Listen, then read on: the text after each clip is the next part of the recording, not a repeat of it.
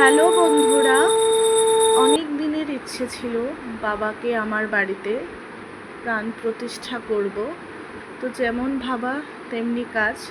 তো আজ আমার বাড়িতে বাবার প্রাণ প্রতিষ্ঠা করে নিলাম বাবার অশেষ কৃপায়। ছোটোবেলায় প্রায় মার মুখে বাবার অনেক গল্প শুনতাম। মা আমায় অনেক গল্প শোনাতো বাবার। তো বাবার গল্প শুনতে শুনতে তখন থেকেই বাবার প্রতি একটি আমার আলাদাই ভক্তি বিশ্বাস যেন সত্যি যত বড় হয়েছি ততই বেড়েছে। তো অল্প যখন বড় হয়েছি তখন মেলার থেকে বাবার একটি মাটির মূর্তি এনে আমার বাবার বাড়িতেই ঠাকুর ঘরে আমি পুজো করতাম।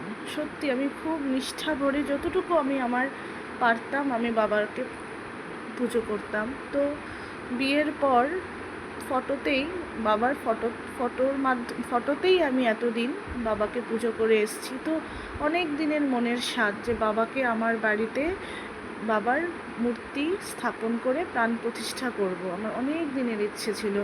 তো অনেক দিন থেকেই বাবার মূর্তি আমি খোঁজাচ্ছিলাম, কিন্তু মন মতো পাচ্ছিলাম না। যাই হোক, বাবার অশেষ কৃপায় শেষমেশ পেয়েই গেলাম আমার মনের মতো বাবার মূর্তি। তারপর আজ আমার সেই ইচ্ছাটা পূরণ করে দিল বাবার প্রাণ প্রতিষ্ঠা করতে পারলাম।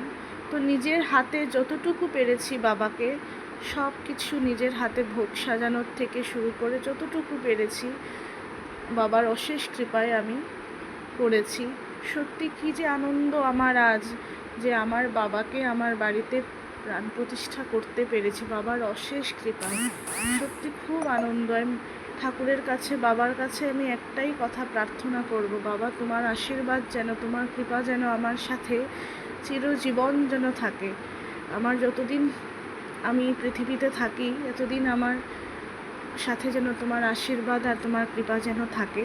তো আমার আশেপাশের অনেক কাকিমণিরা, দিদিরা, আমার এক বান্ধবী কাকিমণি, তারপরে আমার কাকিমণি সবাই এসছিল, সবাই এসছে। আমার এত ভাল লাগছিল যে সবাই আমাকে ভালোবেসে সবাই এসছে, খুব ভাল লাগছিল।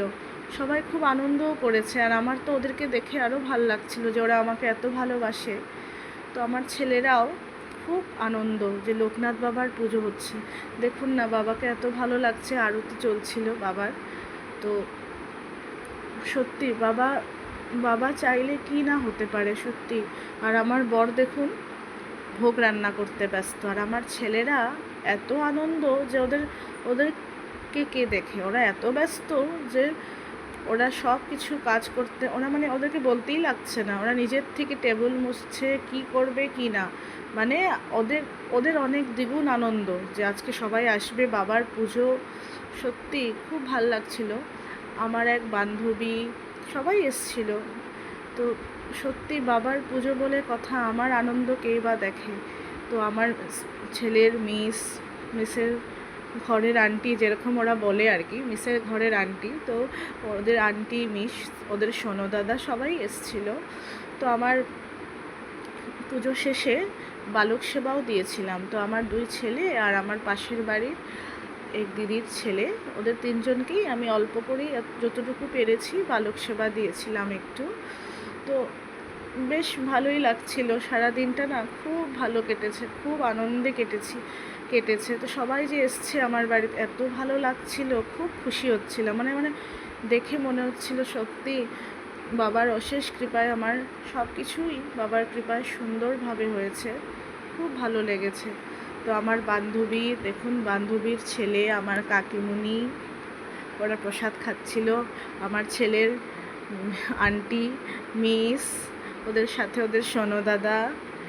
তো সত্যি সবাই যে এসছে, এত আনন্দ করছিল, সবাই আমাকে ভালোবেসে সবাই যে এসছে, সত্যি খুব ভালো লাগছিল।